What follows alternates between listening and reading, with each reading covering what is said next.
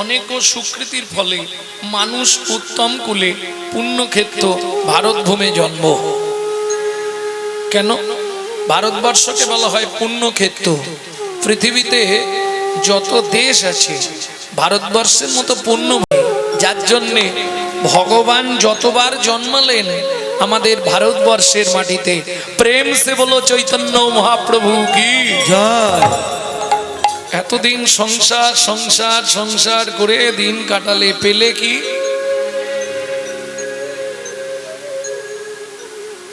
শীত আতপ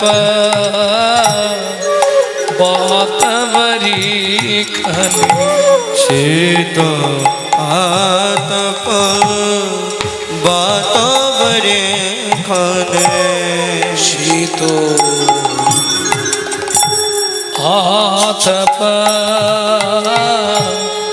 বাতবরি খানে, শীত আতপ বাতবরি খানে, শীত আতপ বাতবরি খানে, এদিন যামিনী জাগিরে, শীত আতপ বাতবরি খানে, এদিন যামিনী জাগিরে, এদিন যামিনী জাগিরে, বিফলে সে বিনু কৃপণ দুর্জন, বিফল সে বিনু বপন দুরজন, বিফলে সে বিনু কৃপণ দুর্জন, বিফল সে বিনু কৃপণ দুরজন, সফল সুখ লাভ লাগিরে, ভজ হে হরি হরি বল। নন্দের নন্দন অভয় চরণার বিন্দরে, ভজ রে মন শ্রীনন্দ নন্দন অভয় চরণার বিন্দরে। জয় রাধে। শীত আতপ, একটু নিজের দিকে তাকিয়ে দেখো, কি অবস্থায় সংসার শুরু করেছিলে আর এখন কি অবস্থা হয়েছে। কিসের জন্য? কত রাত্রি না খেয়ে, কত রাত্রি জেগে, কত রোদে পুড়ে, কত বৃষ্টিতে ভিজে এই সংসারটার জন্য কত সময় নষ্ট করে দিলাম। যে ছেলে মেয়েগুলোকে মানুষ করতে গিয়ে তিল তিল করে নিজের যৌবনটা ধ্বংস করলাম, যে ছেলে মেয়েগুলোর জন্য নিজের সুখ স্বপ্ন সব জলাঞ্জলি দিয়ে দিলাম, সেই ছেলে মেয়েরাই মুখের সামনে দাঁড়িয়ে বলবে তুমি আমার জন্য কি করেছো। শীত আতপ বাতবরি খানে, এ দিনও যামিনী জাগিরে। মনে পড়বে, তবে যখন মনে পড়বে তখন আর কিছু করার থাকবে না। কখন মনে পড়বে? যখন একদম শেষ লাইফ, বিছানায় পড়ে গেছি, আর চলার ক্ষমতা নেই, হাত পা বন্ধ, কথা বেরোবে কি বেরোবে না, দৃষ্টিশক্তিও চলে গেছে, 32 জন একে একে বিদায় নিয়ে নিয়েছে, তখন মনে পড়বে জীবনটা কি করলাম। কিন্তু তখন তো ভেবে কোনো লাভ নেই গো। কে তোমার? এ ধন যৌবন যৌবন পুত্র পরিজন, এ ঘন যৌবন পুত্র পরিজন, এ ধন যৌবন পুত্র পরিজন, এ ধন যৌবন পুত্র পরিজন। কোনটা তোমার?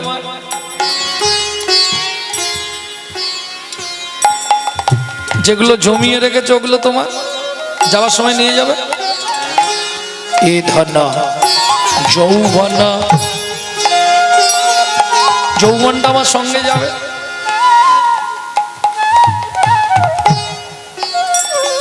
কে তোমার পুত্র পরিজন, ভাই বন্ধু আত্মীয় যারা কাঁদবে মাত্র 3 দিন তারা। যেদিন মরবো সেদিন, যেদিন চতুর্থী হবে সেদিন, যেদিন ঘাটক্রিয়া হবে সেদিন, 7-10 দিনে সব লুচি খেয়ে ঘর চলে যাবে। আসার সময় তোমার কাছে সেদিন কিন্তু কেউ ছিল না, পাশে কেউ ছিল।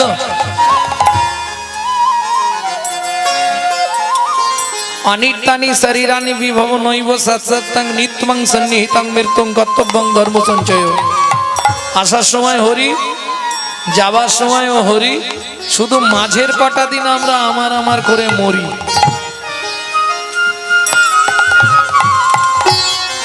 এ ধন যৌবন পুত্র পরিজন, ইতে কি লাগে পর তীরে। এ ধন যৌবন পুত্র পরিজন, ইতক লাগে প্রতীতি। নলিনী দল জল জীবন টল, নলিনী জল জল জীবন টলমল। নলিনী। মর্নিং ওয়ার্কে গেলে দেখবেন বিশেষ করে হেমন্ত কালটায় শিশির বিন্দু ওই গাছের পাতায় পাতায় জমা হয়ে থাকে, বিশেষ করে কচু পাতায় দেখতে পাবেন। মাঝখানে একটু করে জল, সরোবরে চলে যাবেন যেখানে পদ্ম ফুল হয়, পদ্ম পাতার উপর জল, কি মজা দেখুন। জলের ওপর পদ্ম পাতা, পদ্ম পাতার ওপর আবার জল। একটু বেলায় গিয়ে দেখবেন নেই, কোথায় গেল?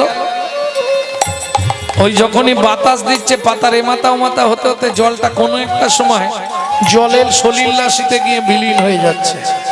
ঠিক তেমনি সময় নেই, অসময় নেই, বলা নেই, কোয়া নেই, স্থান নেই, কাল নেই, পাত্র নেই, দিন নেই, ঘর নেই, বাদ নেই, তিথি নেই, নক্ষত্র নেই। যে কোনো মুহূর্তে গিয়ে এই পঞ্চভূতের দেহটা পঞ্চভূতে বিলীন হয়ে যাবে। তাই গৌর হরি বল। 5টা ভূত ক্ষিতি অব তেজ মরুদ বম। আর দেখুন পঞ্চভূতের দেহ পঞ্চভূতেই যাবে।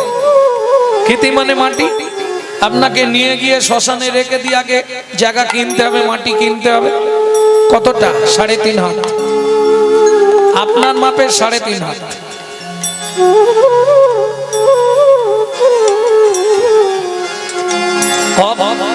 কলসি করে জল এনে আপনাকে স্নান করাবে, তেজ আগুন দেবে, মরুদ পৃথিবীর নিচে আকাশের নিচে, বোম বাতাসের ধুঁয়োগুলো সব মিশে চলে যাচ্ছে। পঞ্চভূতের দেহটা পঞ্চভূতে গিয়েই বিলীন হবে।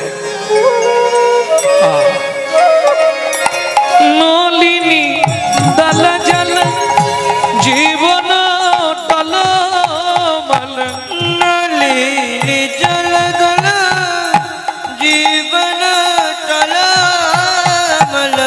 অজহু হরিপদ নীতি রে, ভজ রে মন শ্রীনন্দের নন্দন, অভয় চরণার বিন্দরে। ভজ রে শ্রীনন্দনন্দন, অভয় চরণার বিন্দরে।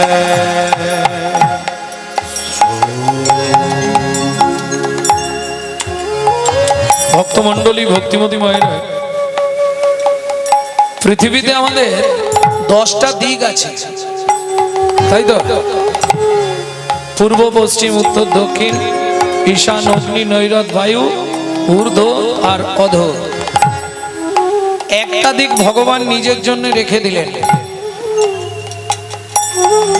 বাকি 9টা দিক জীব জগৎকে জানিয়ে দিলেন। যাকে শ্রীমৎ 9টা দিক আছে মানে 9টা রাস্তা আছে, ভগবানকে পাওয়ার 9টা রাস্তা। 10টা রাস্তা একটা ভগবান নিজের জন্য আটকে রাখলেন, বাকি 9টা জীব জগৎকে জানালেন, যাকে শ্রীমৎ ভাগবতে বলা হয়েছে নববিধা ভক্তি।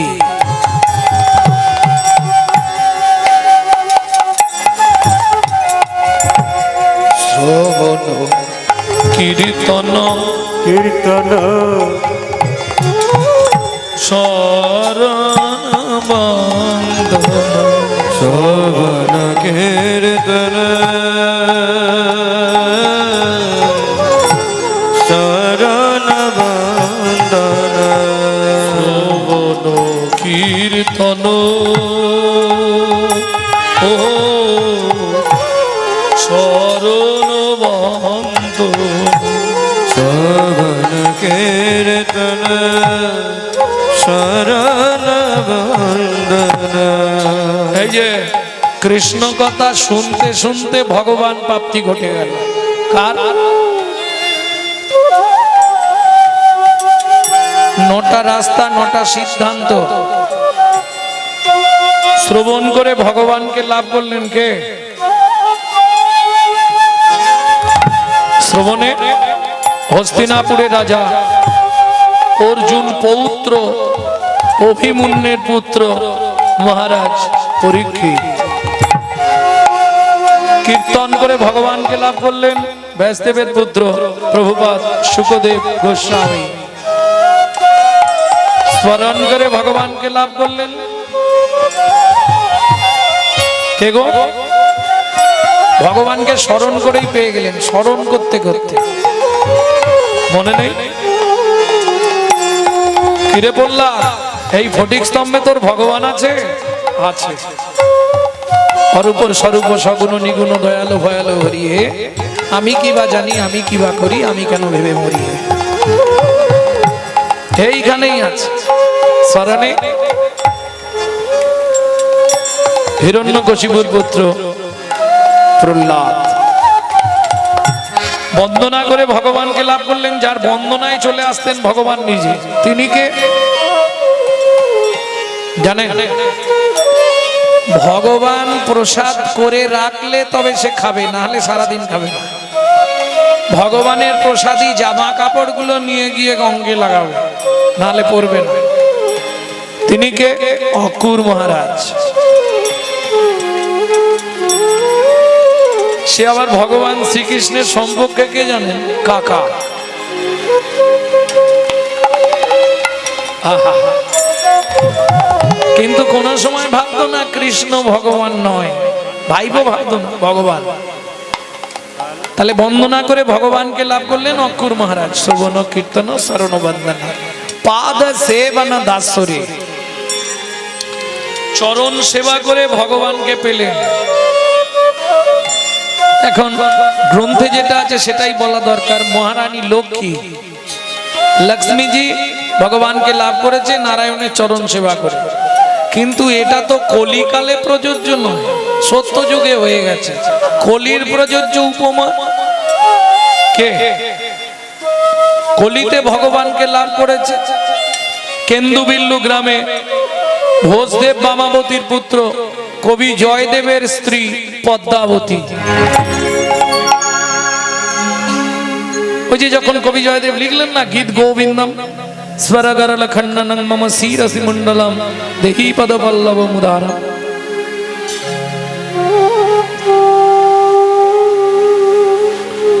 কোন পদে? বদসি যদি কিঞ্চিদপি দন্তরুচি কৌমুদি হরতি দরতি মিরমতি গৌরম শ্রী রাধে স্ফুরত ধরা সিধবে তব বদন চন্দ্রিমা রচয়তি নয়ন চকোরং। এই পদেরই শেষে স্বয়ং ভগবান নিজে এসে লিখলেন পদ্মাবতী চরণ সেবা করলেন। পাদ সেবনা দাস্য ভক্তিতে কলিতে মুরারি গুপ্ত, পূর্বে যার পরিচয় শ্রী হনুমান। পাদ সেবন দাসরী। এইবার চলুন তাহলে 6টা হয়ে গেল, বাকি 3টে। কি কি 3টে? শ্রবণ কীর্তন শরণ বন্দন পাদ সেবন দাসরে। শোভন কীর্তন শরণ বন্দন পাদ সেবন দাসরে। শোভন কীর্তন পূজন সখীগণ আত্মনিবেদন। পূজন সখীগণ আত্মনিবেদন। গোবিন্দ দাসয়োভিলাষী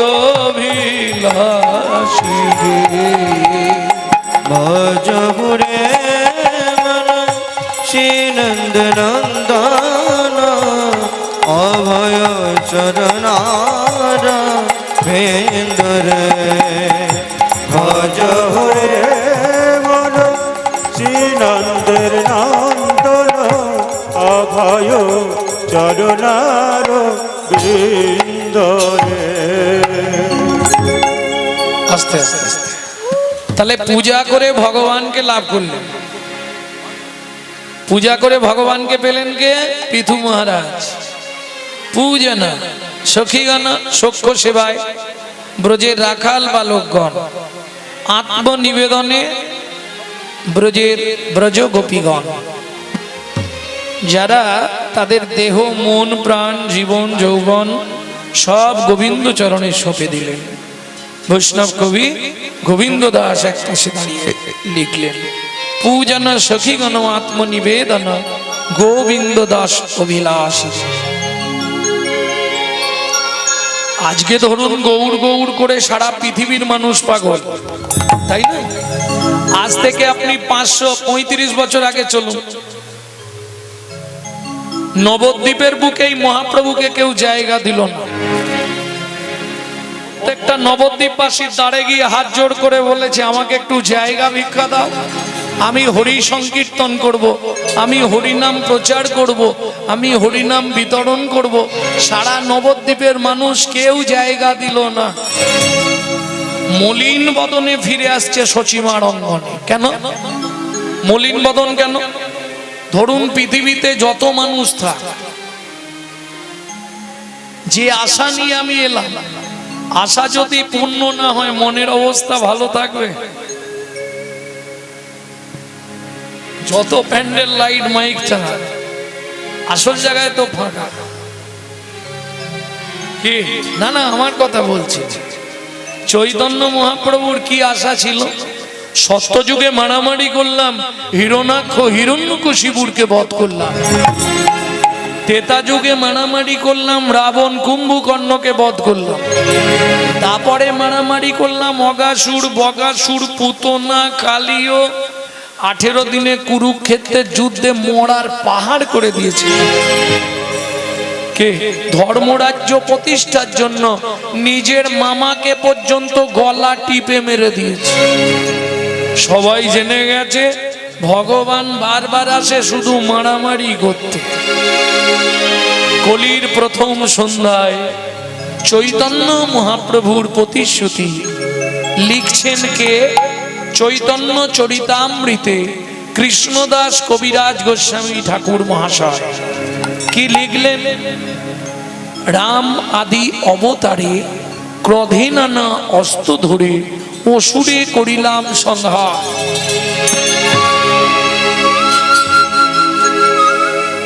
এবে অস্ত্র না ধরিব, প্রাণে কারে না বধিব, হরি নাম দিয়া চিত্ত শুদ্ধি করিব সবাকার। এখন জায়গাই পেলাম না, আর হরিনাম করব কোথায়? মলিন বদনে ফিরে আসছে সচিমার অঙ্গনে। কেন? ওমা, পৃথিবীতে আপনজন যতই থাক, মনের দুঃখের কথা মা ছাড়া কেউ বুঝবে না। এইবার বলি, জোহরি কিন্তু জোহর দেখলে চিনতে পারে, চোর চোরকে দেখলে বুঝতে পারে, সাধু সাধু দেখলে চিনতে পারে, ভক্ত ভগবানকে দেখে নবদ্বীপের রাজপথে ষষ্ঠাঙ্গে দণ্ডবত দিয়েছে। জয় জয় মহাপ্রভু। আরে করো কি, করো কি, আমাকে প্রণাম করলে কেন? ধীরে ধীরে উঠে দাঁড়িয়ে ভক্ত বলে উঠল, আমাকে চিনতে পারছো দয়াময়? কে তুমি? তোমাকে তো ঠিক চিনতে পারলাম না। এত তাড়াতাড়ি, এত তাড়াতাড়ি তুমি আমাকে ভুলে গেলে? হ্যাঁ, মনে করে দি, সত্য যুগে তোমার সঙ্গে ছিলাম, ত্রেতা যুগে তোমার সঙ্গে ছিলাম, দাপর যুগে তোমার সঙ্গে ছিলাম। আরে বাবা, কলিতে তুমি তো আমাকে তোমার 40 বছর আগে পাঠালে, বললে তুমি যাও আমি আসছি। আজকে তুমি আমায় চিনতে পারছো না মহাপ্রভু? বলো, সত্যি বলছো তুমি আমায় চিনতে পারছো না? না গো, কে বলো তো তুমি? আমি গো, আমি। কে তুমি? আমি, আমি তোমার সেই নারদ ঋষি। আরে আরে আরে নারদ, তুমি কলিযুগে শিবাস পণ্ডিত না? এসো শিবাস, আমার বুকে এসো শিবাস, আমার বুকে এসো। দয়াময়, আমাকে একটু জায়গা ভিক্ষা দেবে শিবাস? হাতটা নাবাও। আরে হাতটা নাবাও। নাবালাম, গলা থেকে কাপড়টা সরাও, সরিয়ে দিলাম। মহাপ্রভু মহাপ্রভু। কি শিবাস? কখন মানুষ গললগ্ন কৃতবাসে দাঁড়ায় জানো প্রভু? কখন শিবাস? পৃথিবীতে যদি কারো জীবনে 3টে দায় ঘটে, কন্যা দায়, ঋণ দায়, পিতামাতার শ্রাদ্ধের দায়, তবে সে গলায় কাপড় দিয়ে হাত জোড় করে। তোমার কিসের দায়? তুমি আমার মতো এক অদম ভক্তের কাছে হাত জোড়ো করছো, শ্রীবাস আমাকে একটু জায়গা ভিক্ষা দেবে শিবাস? শিবাস ঠাকুরের 2 চোখ জলে ভরে গেল। মহাপ্রভু, সারা পৃথিবীটা যা চরণের তলায়, যার একটা অঙ্গুলি হিলনে সারা পৃথিবীটা টলমল করে ওঠে, সে কিনা আমার কাছে জায়গা ভিক্ষা চাইছে। একথা শোনার আগে কেন আমার মৃত্যু হলো না দয়াময়? একটু নয়, তুমি মুখ ফুটে যখন আমার কাছে জায়গা ভিক্ষা চেয়েছো, আজ থেকে আমার এই বহিরঙ্গন, এও তোমায় বলছি মহাপ্রভু, শুধু বহিরঙ্গনটাই তোমাকে দেব না, আজ থেকে আমার এই বহিরঙ্গন, আমার এই অন্তরঙ্গন, আমি দুটোই তোমার চরণে দিয়ে দিলাম দয়াময়, দুটোই তোমার চরণে দিয়ে দিলাম। ভক্তমণ্ডলী, ভক্তিমতী মায়েরা, সেদিন শিবাস ঠাকুর জায়গা দিয়েছিল বলে তবে আজকে হরিনাম, না হলে আপনাদেরও শোনা হতো না, আমাদেরও গাওয়া হতো না। তাহলে মহাপ্রভুকে প্রণাম, আগে মহাপ্রভুকে প্রণাম করার আগে সবাই মিলে প্রণাম করব যার জন্য আমরা হরিনাম পেলাম, ভক্ত শ্রীবাস ঠাকুরকে। তাহলে চিরকালের যা গুপ্ত বস্তু, সেই গুপ্ত বস্তু মহাপ্রভু মন্থন করলেন কোথায় দাঁড়িয়ে? শ্রীবাস অঙ্গনে। হরিনাম শুরুতেই বললে, শ্রীবাস দয়াময় দরজাটা বন্ধ করে দাও, দুপাল্লাই ভেজিয়ে দাও। শিবাস ঠাকুর দরজাটা বন্ধ করে দিয়ে হাত জোড়ো করে বললেন, মহাপ্রভু কি? কালকে তুমি বললে পৃথিবীতে আছে যত নগরাদি গ্রাম, সর্বত্র প্রচারিবে মোর এই হরিনাম। আজকে আবার বলছো দরজা বন্ধ করে হরিনাম হবে, তো ব্যাপারটা বুঝতে পারলাম না। ওমা, চৈতন্য চরিতামৃতে একটি পয়ার আছে, আপনি আচরিয়া ধর্ম জীবেরে শিখায়, আপনি না আচরিলে ধর্ম জীবে শেখানো না যায়। যে কথা চৈতন্য মঙ্গলে লোচন দাস ঠাকুর একটু হাইলাইট করে লিখলেন, আচার করে না প্রচার করে সে মহাপাপী, প্রচার করে না নিজে আচার করে সেও পাপী। আচার প্রচার 2 প্রভুর লক্ষণ, এই মতো ধর্ম হয় শুনো সনাতন। তাহলে শুনবো মহাপ্রভু আমাদের কি শিক্ষা দিলেন। দরজা বন্ধ করতে বলে, ওমা দোষ আমাদের হাতের নয়, দোষ আমাদের পায়ের নয়, দোষ আমাদের মুখের নয়, দোষ আমাদের বডির নয়। এত বড় দেহটার মধ্যে দোষী কে জানেন? এই চোখ দুটো। যেখানে খারাপ জিনিস থাকবে সবার আগে এরা দুজন ছুটে চলে যাবে, ধরে রাখতে পারবে না। যার জন্য দেখবেন যোগী মুনি ঋষি সাধু মহাত্মা যারা আসন পেতে বসলে সবার আগে ঘরের দরজায় খিল দিয়ে দেয়। আসন পেতে বসেই দরজা দুটো বন্ধ করে দেয়, কারণ দোষ হলো এই দরজায়। ভক্তমণ্ডলী ভক্তিমতী মায়েরা, শিবাস ঠাকুর দরজাটা বন্ধ করলেন। মহাপ্রভু বললেন, দাদা কি? আমি যে প্রতিজ্ঞা করে এসেছি সেই প্রতিজ্ঞা আমার পূর্ণ হবে তো? কি প্রতিজ্ঞা ভাই বল? মুড়মতি অতি পতিত পাষণ্ডী, পতিত পাষণ্ডী প্রাণে না মারিব কারে, প্রাণে না মারিব কারে, হরি নাম দিয়া জগত শোধিব, শোধিব যাচি গিয়া দারে দারে, ওগো যাচি গিয়া দারে দারে। বোঝা গেল? মুড়মতি অতি পতিত পাষণ্ডী। মুড়মতি মানে যারা মূর্খ সমাজে, পতিত একবারে গরিব দুঃখী কাঙাল, পাষণ্ডী যারা হরিনামের বিরোধিতা করে। হরিনাম হলে কানে আঙুল দিয়ে দেয়, হরিনাম হলে ঘরের দরজা বন্ধ করে দেয়। এই যে ধরুন হরিনাম হচ্ছে, পাড়ার সব লোক এসছে, 10টা বাড়ির লোক এলে ভর্তি হয়ে যেত, এলো না কেন? এলো না। আরে সবাই যদি হরিনাম শোনে তাহলে জমের চাকরিটা চলে যাবে। অত সোজা? সবার জন্য হরিনাম। মনু সংহিতার 723 পৃষ্ঠায় বলা আছে, পূর্ব পূর্ব জন্মের যদি 1 লাভ সুকৃতি রয়, তবে তার ভাগ্যে তার গৃহে একদিন হরিনাম হয়। তাই গৌর হরি বল। মানুষের কোটি কোটি টাকা আছে, পারলে কি হরিনাম করাতে পারছে? তাহলে তো টাটা বিড়লা গোয়েঙ্কা প্রত্যেক দিন করাতো, কি গো? হবে না। তুমি দিতে চাইলে কি হবে? ভগবান নেবে কিনা এটা তার ব্যাপার। Man proposes but god disposes. মানুষ ভাবে এক, ভগবান করা নাড়ে। তুমি 2 লাখ টাকা রেখেছো মহোৎসব করাবে, হঠাৎ কাউকে অসুস্থ করে টাকাটা নার্সিংহোমে দিয়ে দিতে হবে। তাহলে তোমাকে জেনে নিতে হবে যে আমি এমন কাজ করে পয়সাটা এনেছি, ওটা মহাপ্রভু নিল না, ও ভগবানের সেবায় লাগলো না। দাদা কি?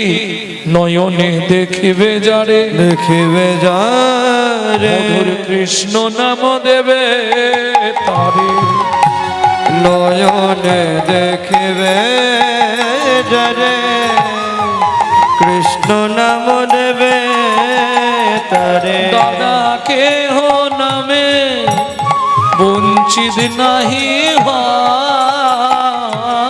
দাদা কেহ নামে বঞ্চিত নাহি কেহ নামে বঞ্চিত নাহি হয়।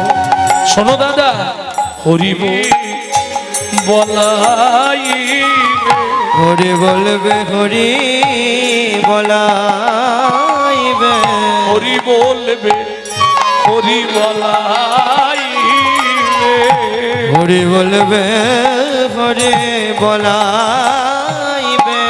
বলি হাতে ধরবে আর পায়ে পড়বে, হরি বল। হরি বলবে হরি বলাইবে, হাতে ধরবে আর পায়ে পড়বে, হরি বলবে আর বলাইবে। বলি হাতে ধরবে আর পায়ে পড়বে, তবু যে না নেবে অনুনয় বিনয় করবে।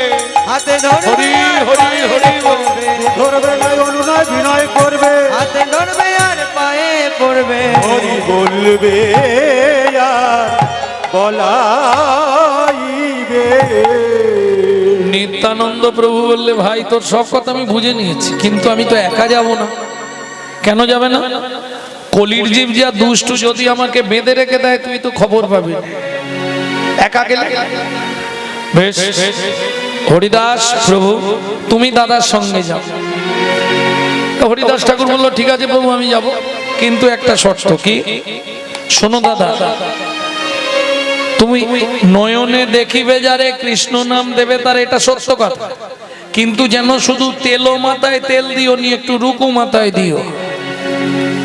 মানে মহাপ্রভুর এই কথাতে নিত্যানন্দ প্রভু ইঙ্গিত পেয়ে গেল, যারা হরিনাম করে, যারা হরিনাম শোনে, যারা হরিনাম ভালোবাসে তাদেরকে দেবার দরকার নেই।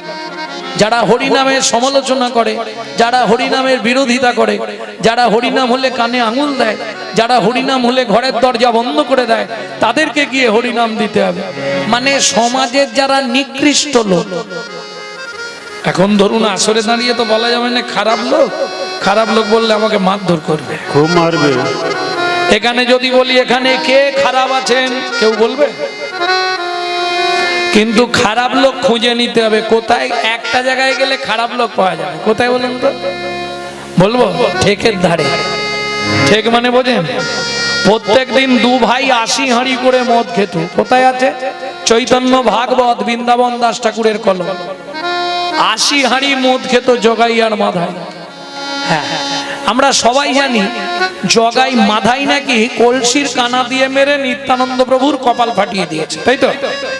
এইটা সবাই জানি, কিন্তু কেন ফাটালো এটা জানি কি? সবাই দোষ দিল মাধাই ছেলেটা ভালো না। আমি বলছি মাধাইয়ের কোনো দোষ নেই। আমার সব অবলিক উত্তর, ইউটিউব শুনবেন, সব অবলিক উত্তর। মাধাইয়ের কোনো দোষ নেই। যদি বলেন কেন? ওরে রসনা, পাপ কোনোদিন বাপকে ছাড়ে না। একজন ব্যক্তি হাত তুলে বলুন পাপের বাবার নাম কি? কি গো?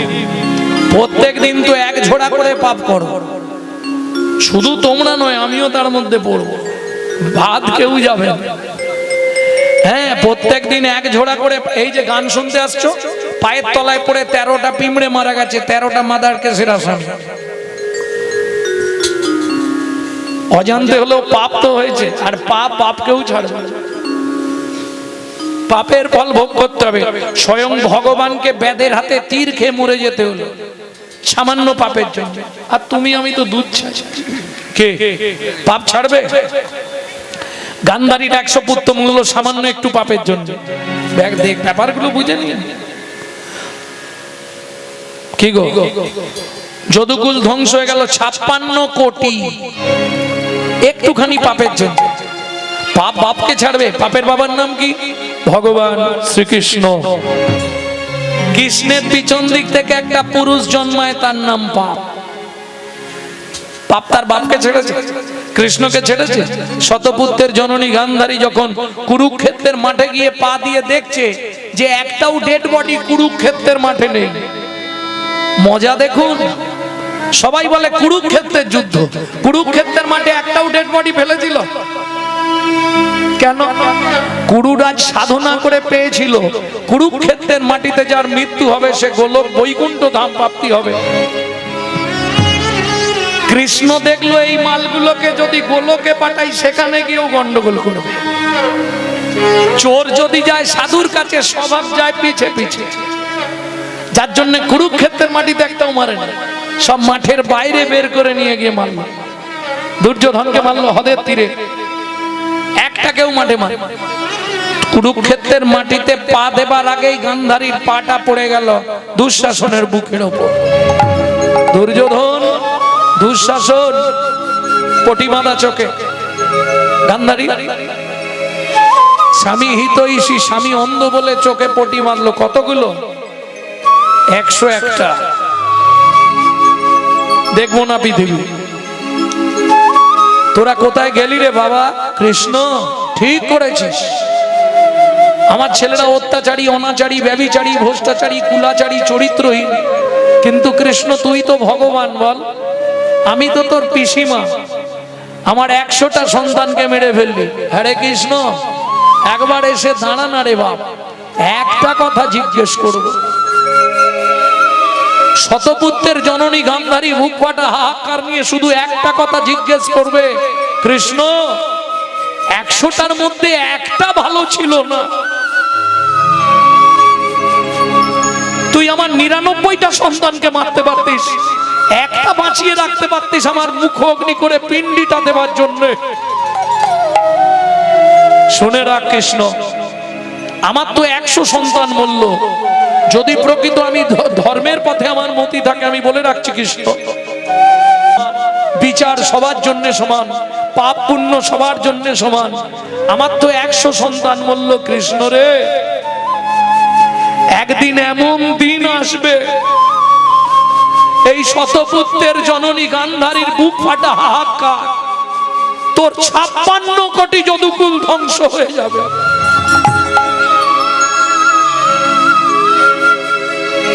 এটাও শুনে রাখ কৃষ্ণ, আমার ছেলেগুলোকে তুই তীর বিদ্ধ করে করে মারলি,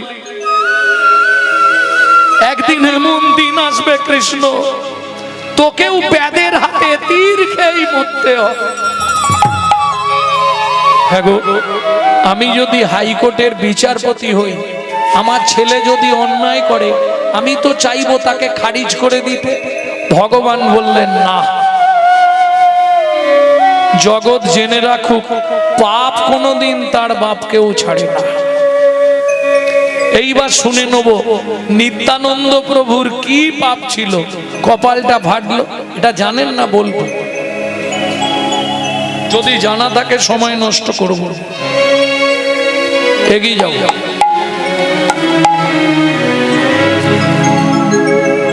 ভক্তমন্ডলী ভক্তিমতী মায়েরা, বনভ্রমণ করতে করতে একটি মেয়ে একটি ছেলেকে দেখে বললে, শুনছো কি, আমি তোমাকে বিয়ে করতে চাই। এই স্বপ্ন না, এই বনের মধ্যে কেউ নেই, তোমার আমাকে দেখেই পছন্দ হলো? বলে হ্যাঁ গো, তোমার দাদাকে চেষ্টা করেছিলাম হলোনি, হ্যাঁ এখন তোমাকেই আমি বিয়ে করব। এই স্বপ্ন না। বলে দেখো কি করে বিয়ে করতে আমি সত্যি জানি না, এখনো করিনি তো, তা তুমি বলে দাও। বলে শোনো না, আমি সিঁদুর কৌটো চুরি করে এনেছি, চোখ বন্ধ করে দাঁড়াচ্ছি, তুমি আমার কপালে একটু সিঁথিতে একটু দিয়ে দাও, তারপরেই আমি তোমার স্ত্রী, তুমি আমার স্বামী। বলে তাহলে দেরি করে লাভ নেই, হয়ে যাক। ভদ্র মহিলার খুব ইচ্ছা ভদ্রলোককে বিয়ে করবে, দেখতে সুন্দর ছেলে। ভক্তমণ্ডলী ভক্তিমতী মায়েরা, কারণ আমরা তো সবাই সুন্দরের পূজারী, তাই না? হ্যাঁ, দেখতে চকচকেরও ফর্সা হলে আর দেখতে নেই ব্যাস। কিন্তু একবারও ভাবিলে শিমুলের ফুল দেখতে লাল, মনে করি তাতে আছে কি মাল, পাপড়ি ছাড়াই যখন দেখি মধু নাই শুধুই তুলো রে। হরি বল হরি বল। ভক্তমণ্ডলী ভক্তিমতী মায়েরা, ভদ্রলোক বলে উঠলো, ঠিক আছে তুমি চোখ বন্ধ করো, আমি সিঁদুর লাগাবো। ভদ্রমহিলা তো সিঁদুর কৌটোটা খুলে চোখটা বন্ধ করে দাঁড়িয়েছে। ভদ্রলোক নিজের পিঠে হাত দিচ্ছে। কেন? আগেকার দিনে যারা ওই তীর ধনুক ব্যবহার করত, তাদের পিঠে একটা করে তুন থাকতো, তুন, যার মধ্যে তীরগুলোকে রাখা হতো ডোঙার মতো। ওই তুন থেকে একটা তীর টেনে বার করেছে। ভদ্রমহিলার নাকটা ধরে, যায় নাকে হাত দিচ্ছ কেন? বলে ব্যালেন্স পাচ্ছি না, সিঁদুরটা পড়াবো তো। নাকটা চেপে ধরে তীরের ফালা দিয়ে ঘ্যাঁচ করে কেটে নাকটা মাটিতে ফেলে, একদম ছটছট করে রক্ত, দাদা বাঁচাও দাদা বাঁচাও দাদা বাঁচাও। রাবণ বেরিয়ে এলো, শূর্পণখা, কে তোর নাক কেটে দিয়েছে? দাদা লক্ষণ আমার নাক কেটে দিয়েছে। দাদা তুই কাঁদিস না, তোর চোখের জলে আমার লঙ্কা পুরিটা পিছল হয়ে যাবে, তুই কাঁদিস না, তোর মাথা ছুঁয়ে কথা দিচ্ছি রে বোন, আজকে তোর নাক কেটে রক্ত ঝরিয়েছে, কোনো না কোনো জন্মে ওর আমি কপাল ফাটিয়ে রক্ত ঝরাবোই ঝরাবো। ওরে রসনা, পাপ কোনোদিন বাপকেও ছাড়ে না। এ তো একটা বললাম, আর বলবো? একদিনের পাপ নয়, আরো আছে, বলবো কি? মাগো রুক্মিণী কৃষ্ণকে ভালোবাসে। রুক্মিণীর বাবা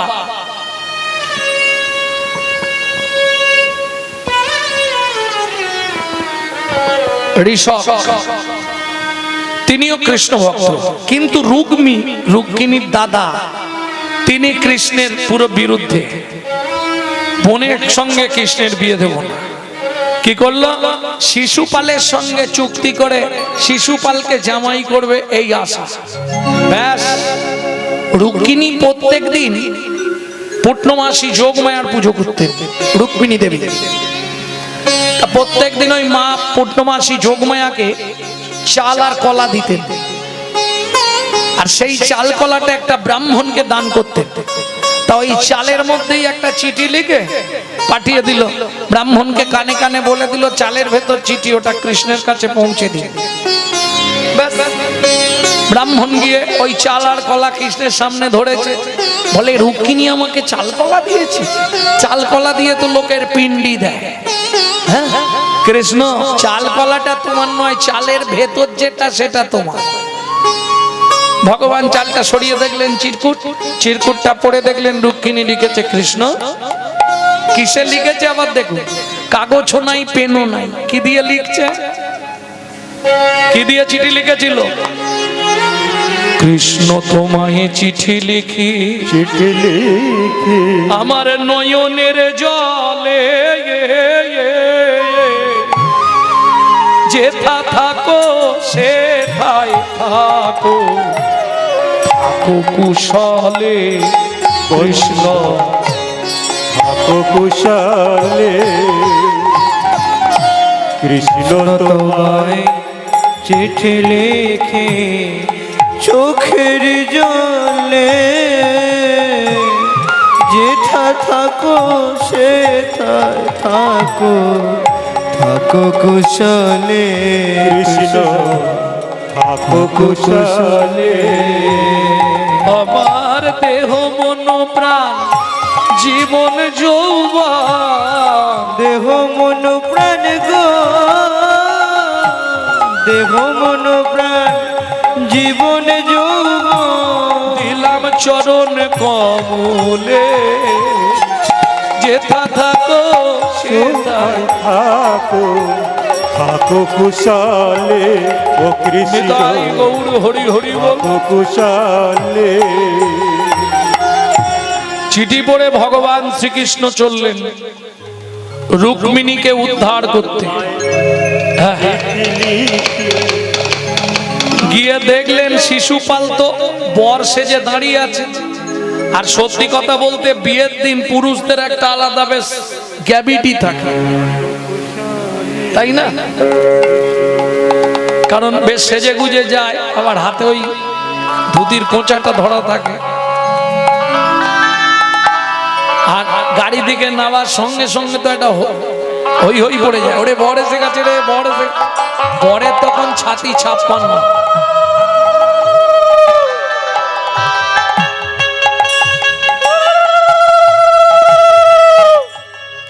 কিন্তু সিম্বলটা একবারও লক্ষ্য করেছেন কি? বিয়ে কে কাকে করে? পুরুষ নারীকে বিয়ে করে, তাই তো? সিম্বলটা দেখেছেন? পুরুষের মাথার ওপর একটা টুপু, আর টুপুরের একবারে টপ লেভেলে একটা ঝেঁটার কাঠি।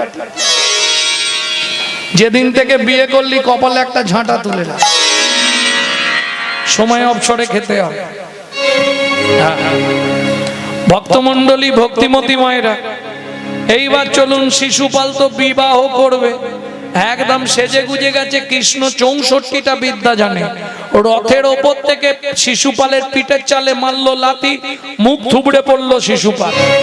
তুলে এনে একবারে গুছিয়ে পেটাই দিয়েছে, দিয়ে রথের চাকায় বেঁধে দিয়ে, রথের চাকায় শিশুপালকে বেঁধে টানতে টানতে নিয়ে আসছে।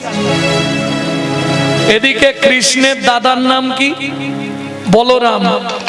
কার মুখে শুনেছে ভাই মারামারি করতে গেছে? আর বলাই দাদা একটু তোদলা ছিল, জানেন তো কেন? এরও পিছনে রহস্য আছে। ছোটবেলায় কৃষ্ণ ননি চুরি করে খেত, বলরামকে নিত না। সেই রাগে বলরাম গুড় চুরি করে খেত। যেসব বাচ্চারা ছোটবেলায় গুড় খায় তারা বড় হলে কিন্তু তোদলা হয়। খুব সাবধান, গুড় বেশি খেতে দিও না। বলাই দাদার অস্ত্র কি ছিল? নাঙল। নাঙলের ফালায় শান দিয়ে নিয়ে যাচ্ছে, দেখে মাঝ রাস্তায় কানাই আসছে, কাকা কাকা কানাই রথ থামাও। কৃষ্ণ রথ থামালেন, গলায় কাপড় দিয়ে বলছে, দাদা আমার অন্যায় হয়ে গেছে, তোমাকে না জানিয়ে রুক্মিণীকে উদ্ধার করতে গেছিলাম, কি করেছিস আনার দরকার নেই, তুই নেবে এসে কথা বল। কৃষ্ণ নেবে এলেন, সমস্ত ঘটনা বল, হ্যাঁ রে আনাই একাই কাকে বেঁধেছিস? বলে ওই তো শিশুপাল আমার রুক্মিণীকে নিয়ে পালিয়ে যাচ্ছিল। খোকো খুলে নিয়ে ওকে, মাথাটা ভালো করে ভেজা, ভালো করে ভিজিয়েছে, এবার নাঙলের ফালা দিয়ে ঘেরাস ঘেরাস করে টানছে একবারে ইডেন গার্ডেন। এক জায়গায় বসে গিয়ে ছটছট করে রক্ত, রুধি ওই রক্ত ছুঁয়ে শিশুপাল প্রতিজ্ঞা করলো, বলাই দাদা এ জন্মে পথে আমার রক্ত ঝরল, আগত জন্মে আমিও রাস্তার মাঝে তোমার রক্ত দেখবো দেখবো দেখবো। ওরে রসনা, পাপ কোনোদিন বাপকেও ছাড়ে না। এইবার চলুন সত্য যুগের জয় বিজয়। নারায়ণের দ্বারপাল ছিল, ব্রহ্মার 4 ছেলে সনক সনাতন সনন্ত সনত কুমার। এই 4 জনের অভিশাপে মর্তের মাটিতে তারা প্রথমবার জন্মগ্রহণ করলো। হিরণাক্ষ, হিরণ্যকশিপু। ত্রেতা যুগে তারাই 2 ভাই, রাবণ কুম্ভকর্ণ। তারপরে তারাই 2 জন, শিশুপাল দন্তবাক্য। কলিতে তারাই 2 ভাই, জগাই মাধাই। যার জন্য মহাপ্রভু বলছে মাধাই, নিত্যানন্দ প্রভু বলছে মাধাই মেরেছিস তো কি হয়েছে, একবার হরি বল বল। মাধাই রে মাধাই রে ও তোর ভাবনা কি আর আছে, আছে হরি বল বলে বলে বাহু তুলে আইনে চিনেছি। মাধাই রে এই দেখ দেখ মেরেছিস কুলসির কানা, তাই বলে কি প্রেম দেব না, না হয় নেশার ঝুঁকে। মাধাই রে ছেলেকে মারিলে মাথায় মাধাই বাপেতে পাবল, সম্মুখে দাঁড়িয়ে আছে ও যে গৌর দয়াময়, ও যে গৌর কৃপাময়। তাহলে বোঝা গেল নিত্যানন্দ প্রভুর কপাল কেন ফেটেছিল, ক্লিয়ার হয়ে গেল। চলুন শিবাসঙ্গনে মহাপ্রভু কীর্তন আরম্ভ করলেন। শিবাস ঠাকুর দরজা বন্ধ করে দিলেন। দাদা চলো, আজকে শিবাসঙ্গনে মহাপ্রভু করলেন পঞ্চতত্ত্বের প্রকাশ। 5টা তত্ত্ব কে কে? শ্রী অদ্বৈত নিত্যানন্দ,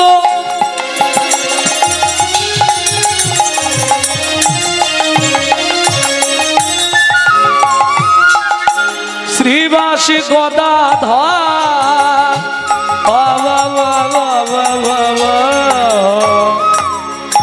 শ্রী অদ্বৈত নিত্যানন্দ,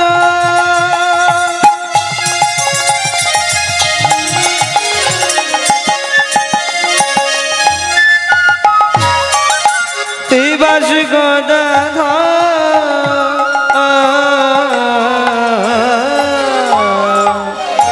শ্রী অদ্বৈত।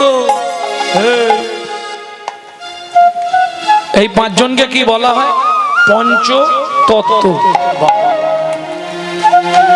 পৃথিবীতে আগে কিন্তু পঞ্চায়েত ছিল না, জানেন, গ্রামের মোড়ল ছিল, তাই তো। পঞ্চায়েত এলো কোথা থেকে? ওই নবদ্বীপে 5 জন মিলে তৈরি করলো পঞ্চায়েত। শ্রী অদ্বৈত নিত্যানন্দ শ্রীবাস গদাধর। শ্রী অদ্বৈত পঞ্চতত্ত্ব। তত্ত্ব মানে কি? হ্যাঁ আস্তে, তত্ত্ব মানেটা কি?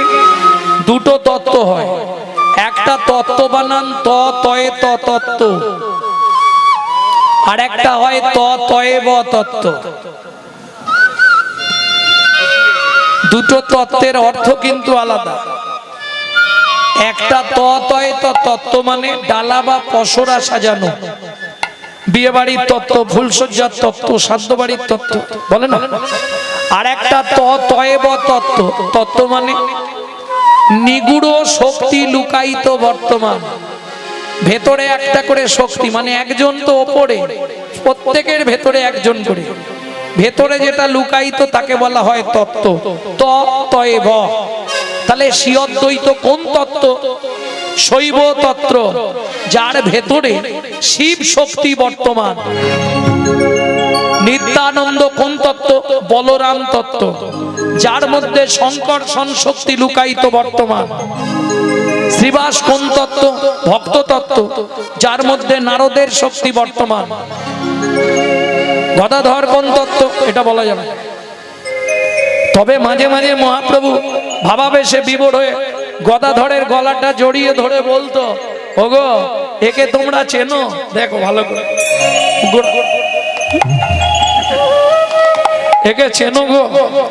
ওগো এ যে আমার রাধা এসেছে, ওগো এই যে আমার রাধা এসেছে, গদাধরের গলা জড়াইয়ে বলি, ওগো এ যে আমার রাধা এসেছে, গদাধরের গলা জড়িয়ে বলে এই যে আমার রাধা এসেছে, গদাধরের গলা জড়াইয়ে বলে, যাই রে ভাবে রে বলি হরি যা। গদাধরের গলা জড়িয়ে বলে, ভাবের বলি হরি যা। গদাধরের গলা জড়িয়ে বলে, ওগো এ যে আমার রাধা এসেছে। তাহলে পাঁচটা তত্ত্ব হয়ে গেল নাকি? শ্রী অদ্বৈত, নিত্যানন্দ, শ্রীবাস, গদাধর, তত্ত্বগুলো বুঝে নিয়েছেন পাঁচটা? কে গো? আমি পাঁচটা বলিনি, পাঁচটা বুঝলেন কি করে? কটা বলেছে? তর্জনী, মধ্যমা, অনামিকা, কনিষ্ঠা, এই চারটে আঙুল তো, কিন্তু মোট আঙুল কটা? পাঁচটা। তাহলে তর্জনী, মধ্যমা, অনামিকা, কনিষ্ঠা, এই যে চারটে আঙুল, যে আঙুলটার শক্তিতে শক্তিমান তিনি কে? এটা বাদ দিয়ে দিন, এই চারজন আর শক্তি পাবে না। এইটা যদি বাদ দিয়ে দিই, এই চারজন কিন্তু আর শক্তিহীন হয়ে যাবে। তাহলে শ্রী অদ্বৈত, নিত্যানন্দ, শ্রীবাস, গদাধর, এই চারজন যার শক্তিতে শক্তিমান তিনি কে? দেখো সবার মাঝে নাচে আমার শ্রী গৌরাঙ্গ সুন্দর, হরি হরি ওগো সবার মাঝে নাচে আমার গৌরাঙ্গ সুন্দর, বলি ওই তো গো রাই নাচে, বলি ওই তো গো রাই নাচে, ওই তো গো রাই নাচে, বলি ওই তো গো রাই নাচে, এই মানি তাই নাচে, পাছে পাছে ওই তো গো। কি হলো? হ্যাঁ, আরে কি হলো বলবে তো? কি হলো, দাঁড়িয়ে পড়লে কেন? নাচতে নাচতে দাঁড়িয়ে গেলে কেন? দাদা আমাকে যেতে হবে। কোথায় যাবি ভাই? কোথায় যাবি তুই? আমি যাব নীলাচলে, সেথা লীলা চলে, আমি যাব নীলাচলে, সেথা লীলা চলে, আমি যাব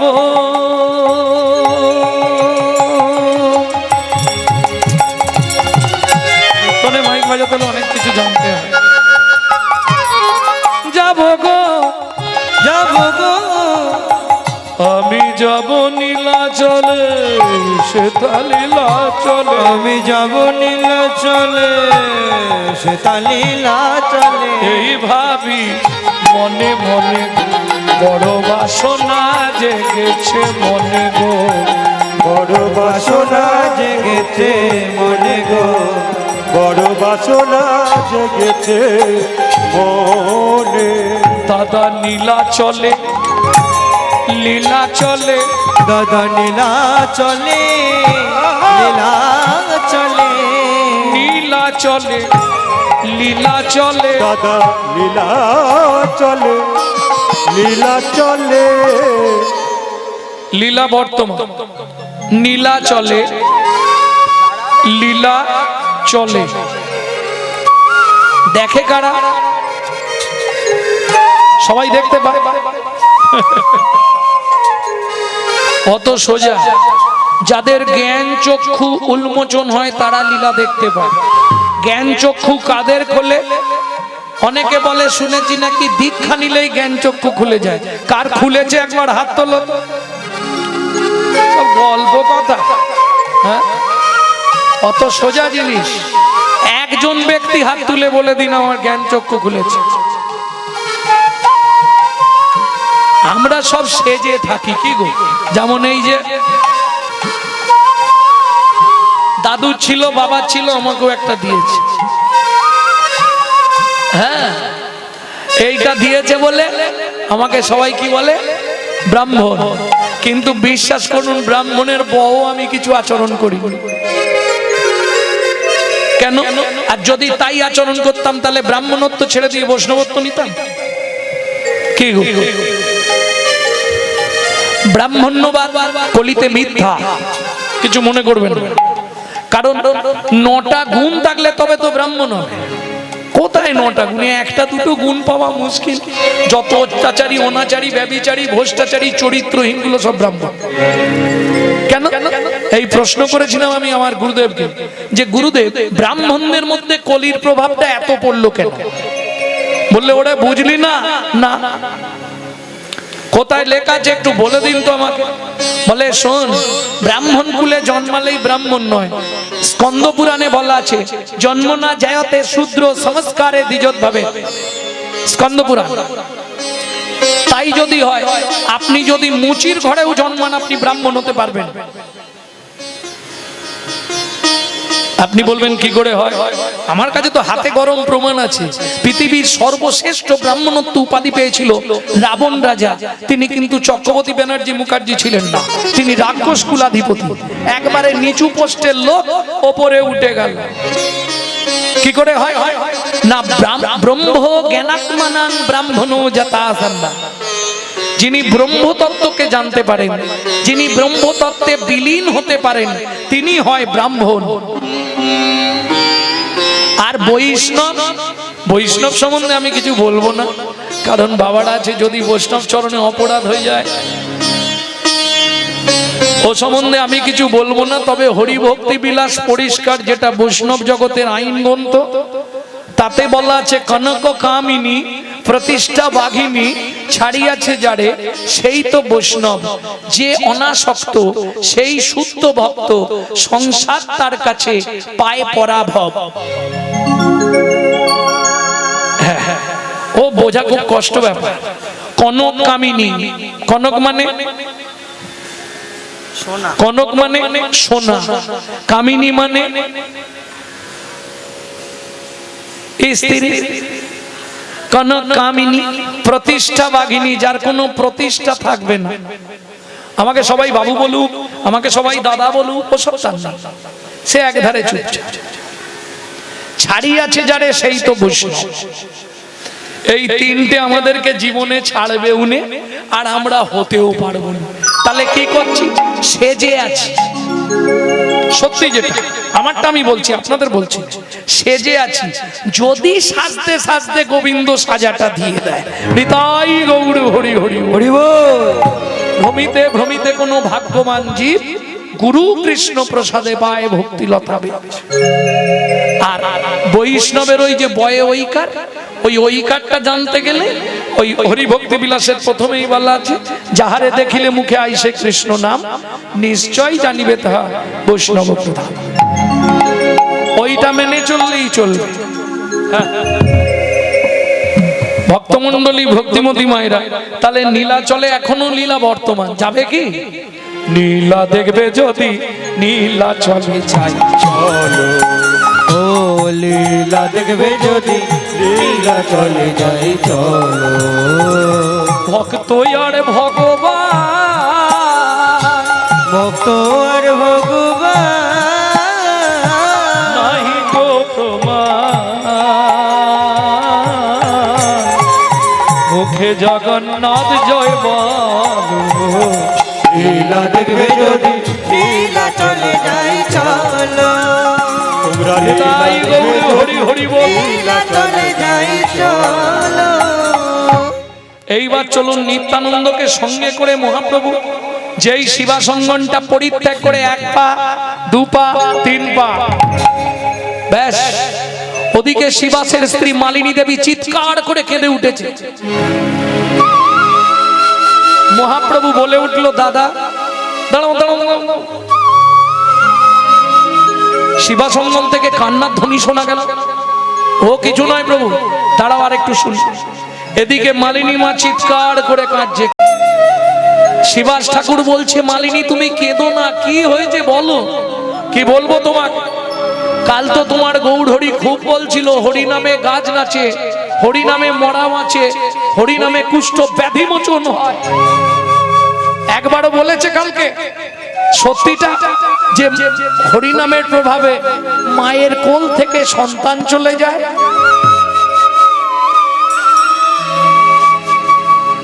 শুনে রাখো তুমি, আমি তোমার অর্ধাঙ্গিনী মালিনী দেবী, আমি তোমাকে বলছি দ্বিতীয়বার দ্বিতীয় দিন তোমার ওই গৌর হরি আমার এই অঙ্গনে যেন না পা দেয়। যা বলেছে শিবাস ঠাকুর মালিনী দেবীর মুখটা চেপে ধরেছে। বলো না, কেন বলবো না?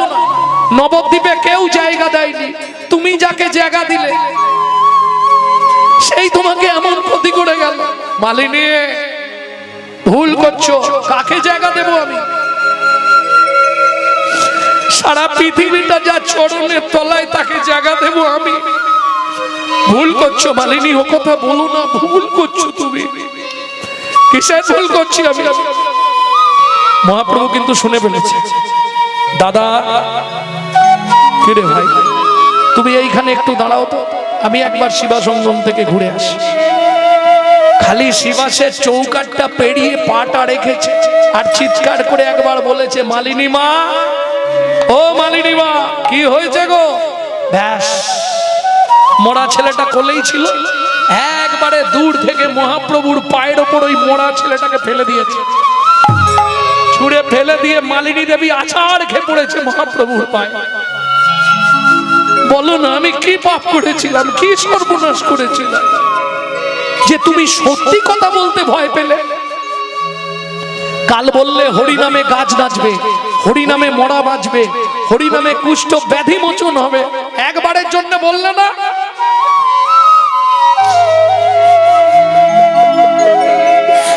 হরি নামে মায়ের কোল থেকে সন্তান চলে যাবে। মালিনী মা স্থির হও। কাল কখন মরল তোমার এই ছেলে? তুমি যখন কালকে উদ্দণ্ডে নৃত্য করছিলে, গোপাল গোবিন্দ রাম শ্রী মধুসূদন গিরিধারী গোপীনাথ জয় জয় মদন মোহন, প্রভু আমার ছোট ছেলে গোপাল ছুটে এলো কীর্তন শুনতে শুনতে, এসে বলল মা, ওমা আমার বুকের ভেতরটা কেমন করছে মা। আমি বললাম জল খাবি বাবা? বললে দাও মা একটু জল দাও। যেই জল আনতে গেলাম, জলের গ্লাস নিয়ে প্রত্যাবর্তন করেছি, ঘুরে দাঁড়িয়েছি, দেখলাম গোপাল বুকের মধ্যে হাতটা চেপে ধরেছে আর মুখ দিয়ে গল গল করে রক্ত উঠছে। মহাপ্রভু তুমি বলতে পারো ওদিকে তোমার কীর্তন, ওদিকে তোমার হরিনাম, আর আমার পুত্রের মৃত্যুর পরিণাম। ওগো যে না হয় মা,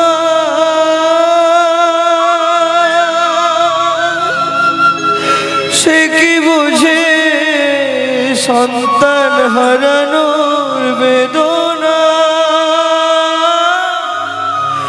ওগো প্রভু, আমার 5 নয় 7 নয় একটা রত, তাকেও তুমি আমার থেকে কেড়ে নিলে কোন অপরাধ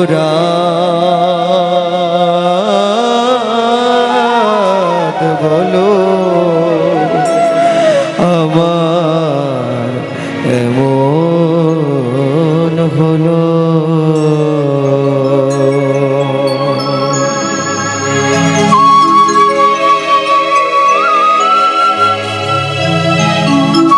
মালিনী মা, ও মালিনী মা, তারপর তুমি কি করলে?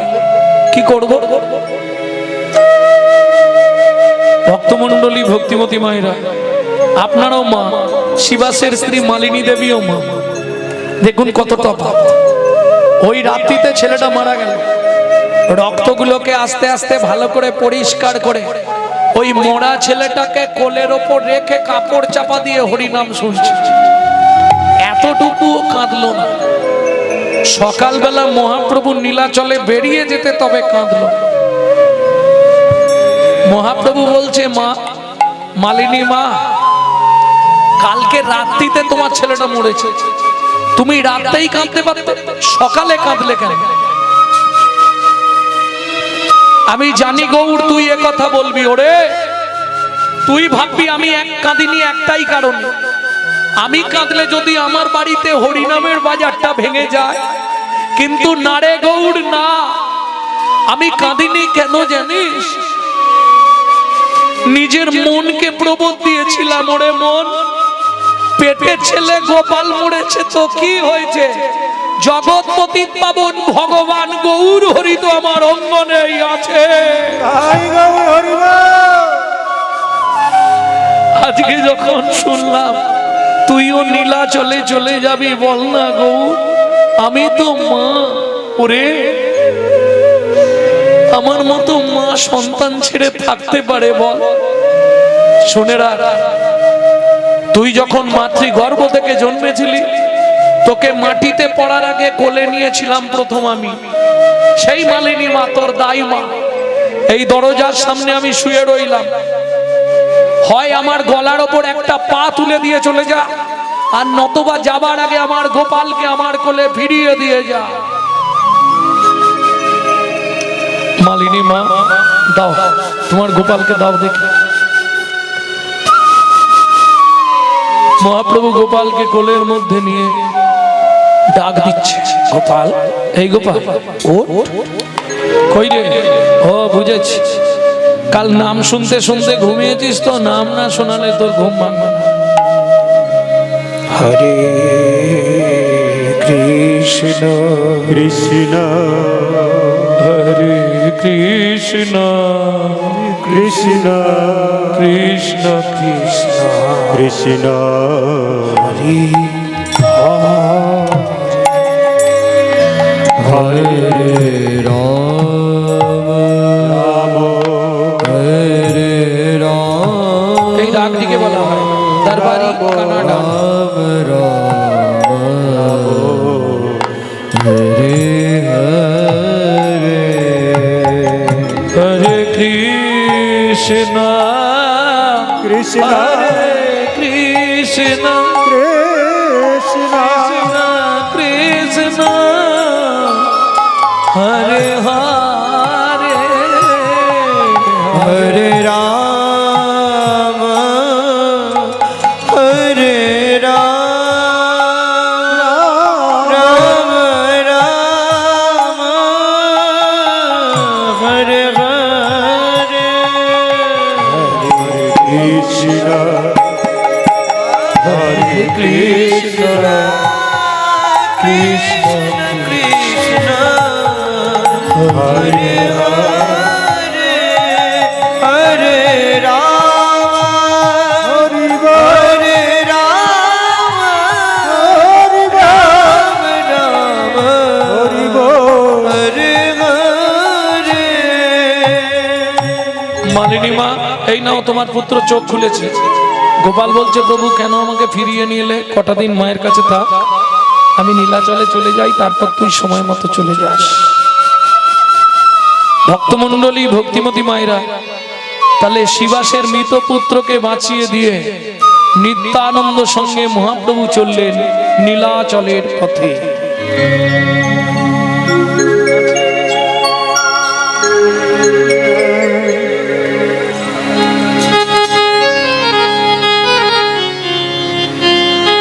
দাদা চলো হরি নাচিয়া না নাচিয়া না নাচিয়া নাচিয়া চলে চলে গৌর নিতাই নিতাই নাচিয়া নাচিয়া চলে গৌর আর নিতাই নিতাই। হরি নাচিয়া না নাচিয়া না জিয়া চলে গৌরার নিতাই নিতাই। ভাবে প্রেমে হরি হরি হরি বল। মগ্ন হয়ে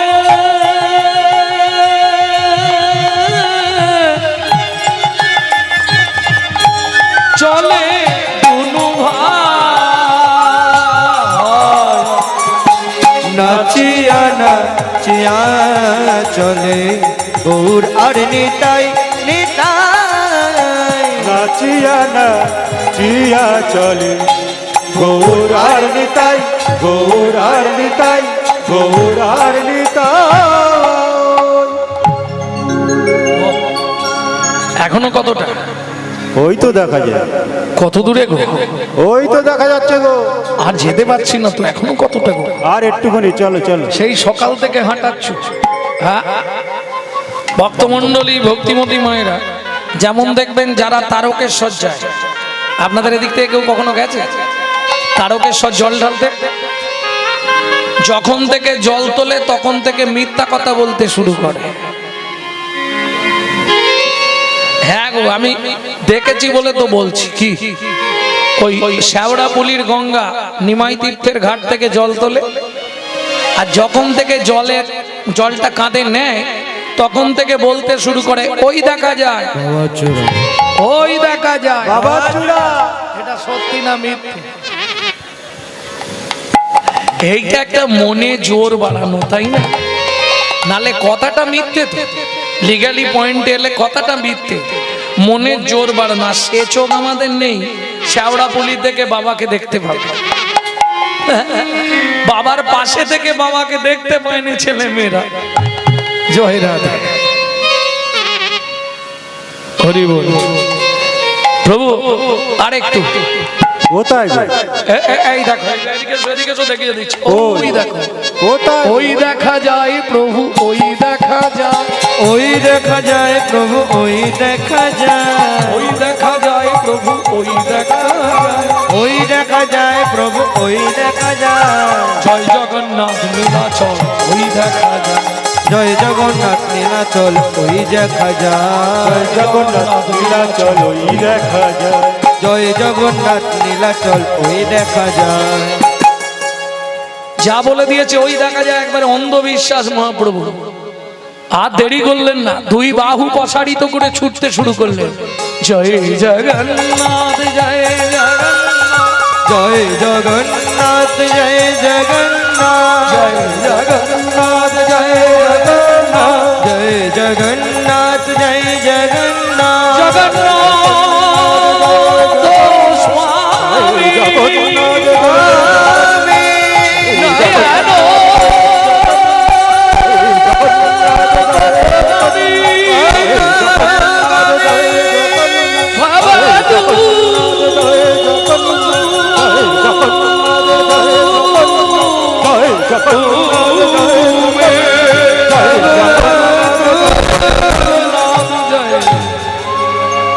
প্রভু দাঁড়াও প্রভু দাঁড়াও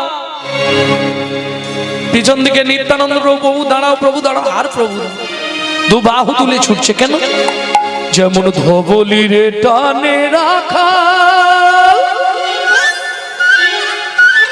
ধবলিও টানে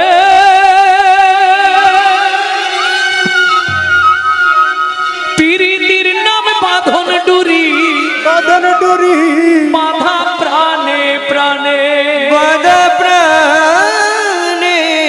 প্রাণে। একে বলে পীড়িতির বাঁধন ডুরি। কে কার সঙ্গে বাধা পড়বে বলা খুব মুশকিল। যা বাধা পড়ে গেছে, টান পড়ে গেছে। কেন? এইখানে একটি মজার ব্যাপার আছে। আপনাদের এই তমলুক মহকুমার অন্তর্গত জার্সিপাট বাসুদেব ঘোষ মহাশয়, উনি কিন্তু একটা জায়গায় প্রমাণ করে দিয়ে গেছেন যে যেই কৃষ্ণ সেই গৌর সেই জগন্নাথ, তাই না? পদে আছেন বাসুদেব ঘোষ কহে জোড়ো করি হাত, যেই কৃষ্ণ সেই গৌর সেই জগন্নাথ। তাই যদি হয় তাহলে ভগবান যাচ্ছে ভগবান দেখতে কেন? ওই যে আপনি আচরিয়া ধর্মজীবের শিখায় হরিনাম শুনলে অনেক আনন্দ, হরিনাম শুনলে লাভ হয় জীবে। সেটা যদি আচারী ভক্ত বৈষ্ণবের মুখের হরিকথা হয়। অনাচারী ব্যক্তি যারা যারা অখাদ্য কুখাদ্য খায় তাদের মুখে হরিনাম শুনলে যমুনায় যাওয়ার পর পরিষ্কার হয়, এছাড়া কিচ্ছু হয় না। নিতাই গৌর হরি বল, প্রেম সে বলো চৈতন্য মহাপ্রভু কি। ভক্তমণ্ডলী ভক্তিমতী মায়েরা, এইবার চলুন। নিত্যানন্দ প্রভু যখন দেখলো আর নাগাল পাওয়া যাবে না, ছুটছে, তখন বলে উঠলো, প্রভু চলে যাও, একটা কথা শুনে যাও, আমি একদিনের হলেও তোমার চেয়ে বড়, আমি তোমার দাদা। আমাকে সঙ্গে নিয়ে যদি না যাও তোমার জগন্নাথ দর্শন হবে না, হবে না, হবে। প্রভু এসে গেছে, মুখে হাত চাপা দিয়ে দিয়েছে। বলো না দাদা, বলো না, যে আশা নিয়ে যাচ্ছি। তাহলে আমাকে ফেলে চলে যাচ্ছ কেন? চলো একসঙ্গে যাই। চলিতে না চলে পা অবশ্য হইল গা, চলিতে না চলে পা অবশ্য হইল গা। ঢোলিয়া ঢোলিয়া প্রভু পড়ে, ও গো ঢোলিয়া ঢোলিয়া প্রভু চলে। ভক্তমণ্ডলী ভক্তিমতী মায়েরা, দু ভাই নীলাচলের পদ আলো করে যাচ্ছে। দেখছে কে? এক বুড়ি মা। দূর থেকে দেখতে পেয়েছে ঘোমটার আড়াল থেকে যে দু ভাই, আর সূর্যের জ্যোতিটা পড়েছে তো গায়ের মধ্যে, একবারে চকচক করে জ্বলছে। দু ভাই নাচতে নাচতে যাচ্ছে, বুড়ি মা ঘোমটার আড়াল থেকে দেখছে।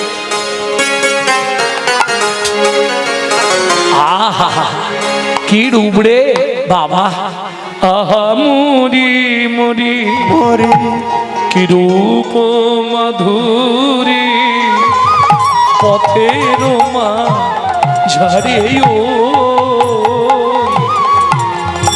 আহা মরি মরি কিরূপ মাধুরে পথের মাঝারে ও। কিবার উপঠা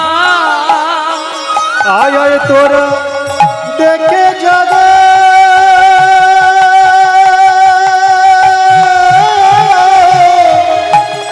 গোড়া নিচে যায় গো।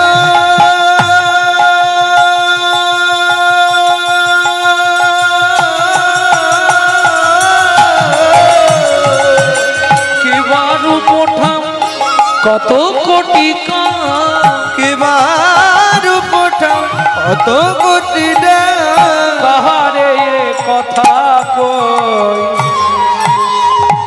চাঁদ নেমেছে চাঁদ নেমেছে নীলাচলের পথে, চাঁদ নেমেছে নীলাচলের পথে চাঁদ নেমেছে। ওরে নিতাই গৌর দু ভাই যেন চলের পথে চাঁদ নেমেছে। নিতাই গৌর দু ভাই ছুটে গিয়ে বুড়ি মার কোলে, কেমন মজা মায়ের কলে বসল গিয়ে গৌর নেতা। হরি মায়ের কোলে বসল গিয়ে গৌর আর নিতাই নিতাই। মায়ের কলে বসল গৌর নেতা, মায়ের কোলে বসল গিয়ে গৌর আর নিতাই। কি আনন্দ।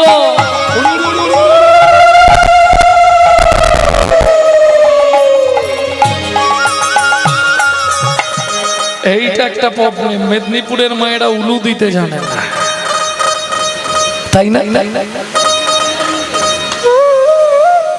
এইখানে দেখলাম, আর এই যেখান থেকে গান করে এলাম, ছিলাম বিহার ধানবাদ, হ্যাঁ কাছেই, রাত্রির 2টোয় গাড়ি ছেড়ে আর বেলা 11টায় পৌঁছালাম। ভক্তমন্ডলী, ভক্তিমতী মায়েরা, ওই দিকের মায়েরা উলু দিতে পারে, এদিকের মায়েরা পারে? কই দেখি একবার উলু দাও তো।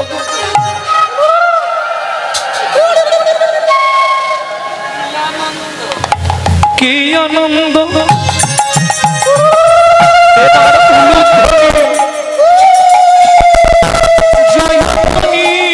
হরি হরি হরি হরি বলি হারিয়া মায়ের কোলে বসলো গৌর নিতাই নিতাই, মায়ের কোলে বসলো গিয়ে গৌর আর নিতাই, গৌর আর নিতাই, গৌর আর নিতাই। এইবার চলুন, মায়ের কোলে দু ভাই বসেছে আর দৃষ্টিটা পড়েছে দূরে, মোটা একটা পিপুল গাছ, পিপুল গাছ চেনেন? পিপুল ফুড হয় না, ওই পিপুল গাছ নীলাচলের খানিকটা আগে, ওই পিপুল বৃক্ষের তলায় একটা সমাধি মন্দির, যে সমাধি মন্দিরের গায়ে লেখা আছে জয় জগন্নাথী মাধব। বুড়িমা, ওটা কার সমাধি গো? ওরে সন্নিতাই, শোন গো, বলতে পারি কিন্তু একটা শর্ত। কি শর্ত? তোরা দু ভাই প্রতিজ্ঞা কর, যতক্ষণ বলবো আমার কোল থেকে উঠে যাবি না, তাহলে বলবো। বুড়িমা বলো, কই আমার মাথায় হাত রেখে বল। এত বলি দুই ভাই বুড়ির মাথায় দিল হাত, মাথায় দিল হাত। তোমায় ছেড়ে যাব না মা, করিলাম শপথ, করিলাম শপথ। এতে কশুনিয়া বিধান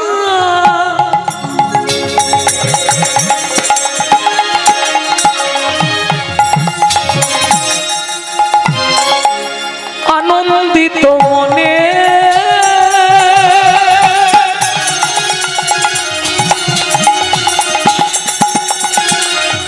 মাধু দাসের কথায় আজি আপনি বর্ণন, মাধু দাসের কথায় আসি আপনি বর্ণনে। পিতা ছিলেন সনাতন দাস, মাতা ছিলেন পদ্মাবতী, জীবিকা ছিল ভিক্ষাবৃত্তি। প্রকৃত বৈষ্ণবের এটা একটা অঙ্গ, ভিক্ষা করা, তাই তো? ভিক্ষা করে যা পাবে ভগবানের সেবা দিয়ে প্রসাদ পাবে। যেদিন যা জুটাবে তুমি সেদিন তাই দেবো। হ্যাঁ, আমার যা জুটবে তোমার হবে, তোমার জুটলেই আমার হবে, বেশ। যেদিন শুধু শাক তো শুধু শাক, যেদিন শুধু অন্ন শুধু অন্ন, যা জুটবে তাই হয়। যেটা জুটবে সেদিন সেটা হবে, তার বেশি কিছু চাইলেও পাবেন না। পাওয়া যাবে কি? আমি ভাবছি আজকে শ্বশুর বাড়ি যাবো, মানে ভালো মন্দ হবে।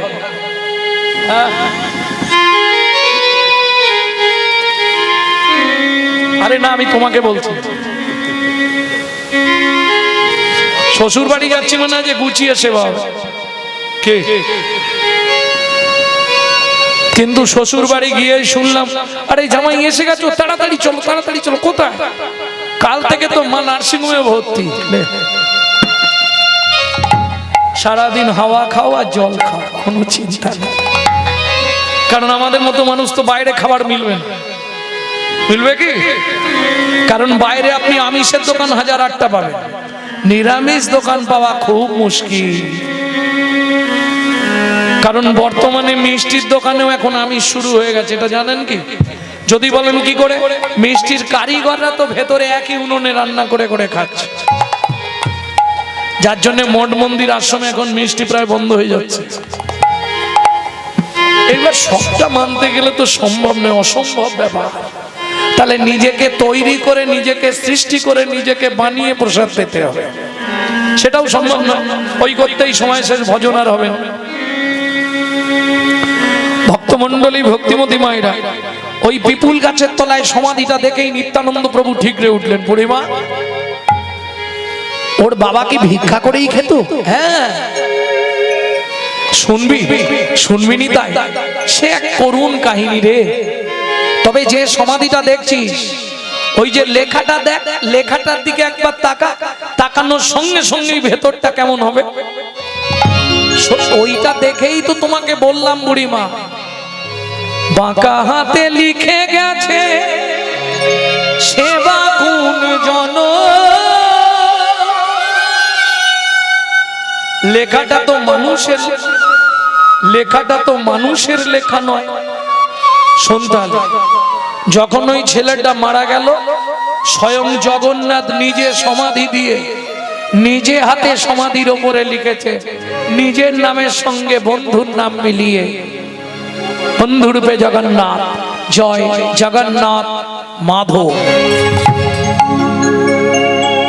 কেউই ভক্ত। তাহলে শোন বলি, ভিক্ষা মেগে খায় সদা, শুধু হরি নাম জপে। ভিক্ষা মেগে খায় সদা,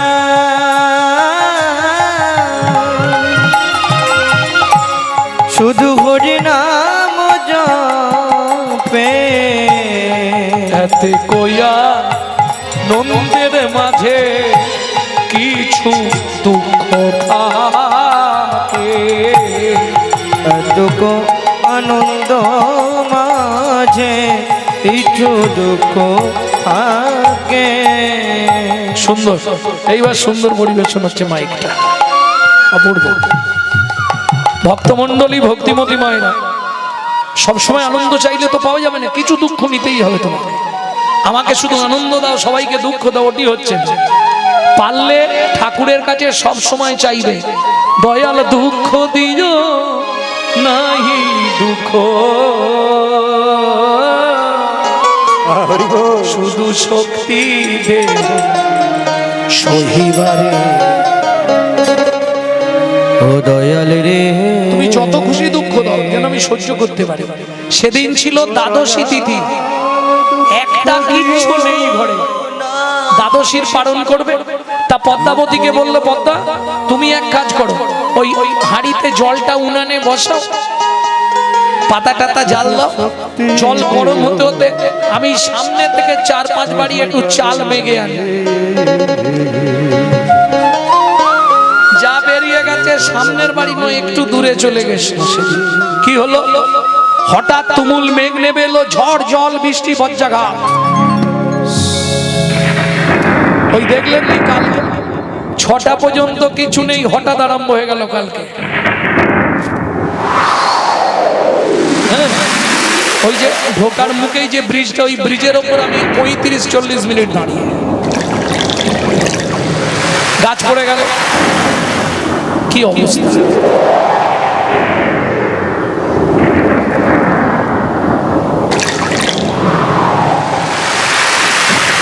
হঠাৎ পাড়ার লোকেরা ছুটতে ছুটতে বাড়িতে ছুটে এলো, পদ্মাবতী, পদ্মাবতী সর্বনাশ হয়ে গেছে। কি? তোমার স্বামীর মাথায় বজ্রপাত পড়ে মারা গেছে, উনানের মধ্যে হাঁড়িতে জল ফুটছে।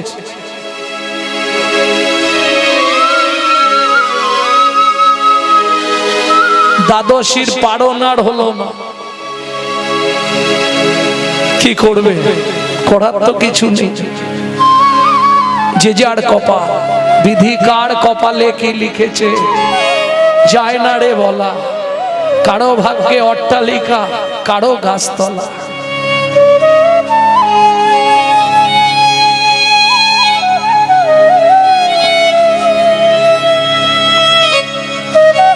কোনো কথা বললো না পদ্মাবতী। পাড়ার লোকজনকে ডেকে স্বামীর অন্ত্যেষ্টিক্রিয়া শেষ করলো। অন্ত্যেষ্টিক্রিয়া শেষ করে শুধু ওই বসে থাকে, ভগবানের দিকে তাকিয়ে, ভগবানের চিত্রপটের দিকে তাকিয়ে শুধু বারবার একটা কথাই বলে, কি বলে, তুমি কর্মগুণে দাও গো যে ফল, অগভীরতার ভূমি তো কারো জীবন সুখে কাটে, কারো দুনয়নে যায়, কারো দুনয়নে যায়।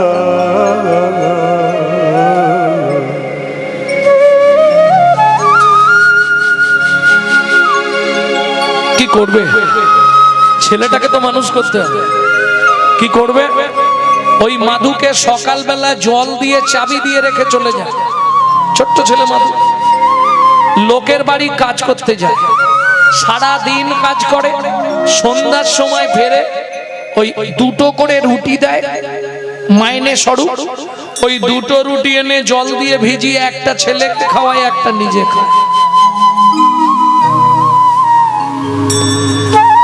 সেদিনে হলো কি, কাজের শেষে, বড় লোকের বাড়ির কাজ তো, ওই আঁচল পেতে দাঁড়ায়, দুটো করে রুটি ছুঁড়ে দেয়, রুটিটা দুর্ভাগ্য দেখুন, আঁচলে না পড়ে ঠিকরে নিচে পড়ে গেল, আর যা নিচে পড়ে গেল দুজন ছুটে এসে দুটো রুটি নিয়ে চলে গেল। বুঝতে পেরেছি, তোদেরও খিদে পেয়েছে, তোরা খা, তাতে দুঃখ নেই, কিন্তু বলতে পারিস আমি বাড়ি ফিরবো কি করে, আমি বাড়ি ফিরলেই আমার ছেলেটা ছুটে আসবে, মা খাবার এনেছো, মা দাও না, মা কিছু একটু খেতে দাও না মা। এটা বাবারা ততখানি বুঝবে না, বুঝবে মায়েরা, কারণ আজকে হয়তো সাধুগুরু বৈষ্ণবের চরণ ধুলি স্পর্শে একটা জায়গায় পৌঁছে গেছি। হ্যাঁ, কথাটা বলতে গেলে সব থেকে বেশি কষ্ট হয় আমার নিজে, একদিন আমার জীবনেই এমন দিন গেছে, মা পাড়া থেকে ফ্যান চেয়ে এনে নুন দিয়ে গুলে দিত, ওইটা খেয়ে স্কুল যেতাম। কোনো দিন ফ্যান চাইতে গেলে বলতো গরুকে দিয়ে দিয়েছি, ফ্যান নেই।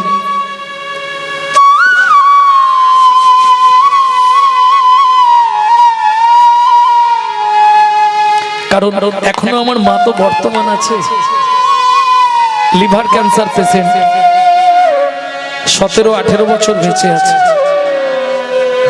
নিজে রন্ধন করে এখনো মহাপ্রভুর ভোগ লাগাচ্ছে। তবে ওষুধের মধ্যে একটাই বড় ওষুধ খায়, সেটা হচ্ছে প্রত্যেক দিন 1 লক্ষ হরিনাম জপ করে।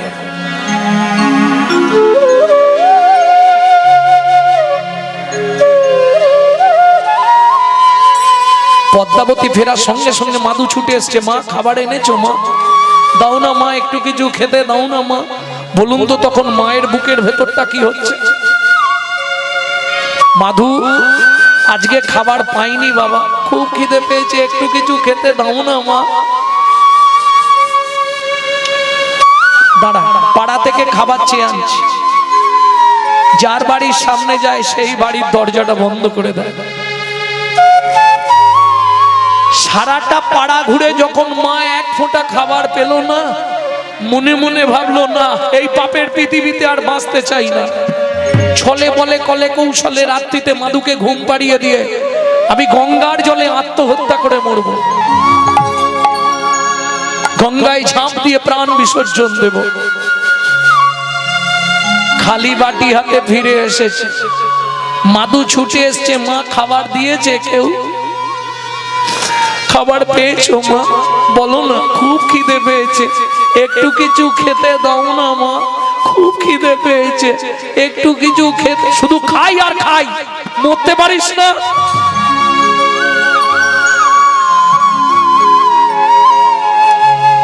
মাধুকে কোলের মধ্যে নিয়েছে পদ্মাবতী, বাবা ঘুমিয়ে যা বাবা, কাল সকালে অনেক খাবার পাবো, কাল সকালে তুই অনেক খাবার পাবি। কেন? মা জানে আমি বেঁচে থাকতে বাচ্চাটাকে কেউ খাবার দেবে না, আমি মরে গেলে সবাই খাবার দেবে বাচ্চাটাকে। জানবার মানে সবাই খাবার দেবে। মাধু ঘুমিয়ে যা, এই নে জল খা, সকাল থেকে শুধু তো জলই খাচ্ছি, একটু কিছু খেতে দাও না মা। আমি আর পাচ্ছি না মা গো, খিদের জ্বালায় কাঁদতে কাঁদতে মাধু মায়ের কোলের ওপর ঘুমিয়ে পড়ল। মায়ের শাড়ির আঁচলটা বাঁ হাত দিয়ে ধরে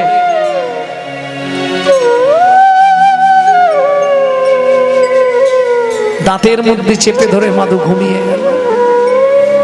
দুঃখিনী মা পদ্মাবতী কোল থেকে মাধুকে নামিয়েছে, বিছানার ওপর শুইয়ে দিয়ে ভগবানের উদ্দেশ্যে বলে যাচ্ছে, ভগবান শাস্তে বলে জীব দিয়েছেন যিনি, আহার দেবেন তিনি। প্রাণের মাধুকে রেখে যাচ্ছি, থাকো তুমি ওকে দেখো, তুমি ছাড়া ওর এই পৃথিবীতে আর কেউ রইল না। বিদায় মাধু, ঘুম ভাঙলে যখন শুনবি কি করব বল বাবা।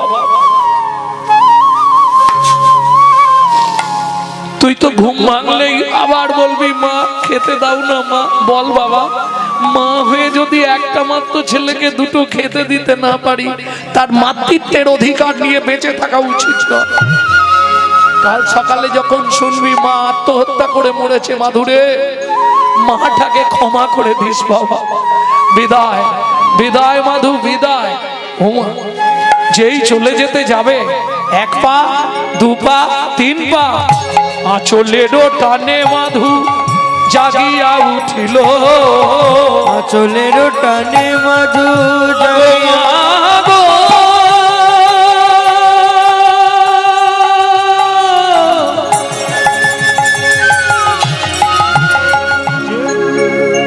আঁচলটা টেনে ধরেছে মাধু। মা, ওমা মা, তুমি আমাকে ফেলে যদি চলে যাও বলো না মা।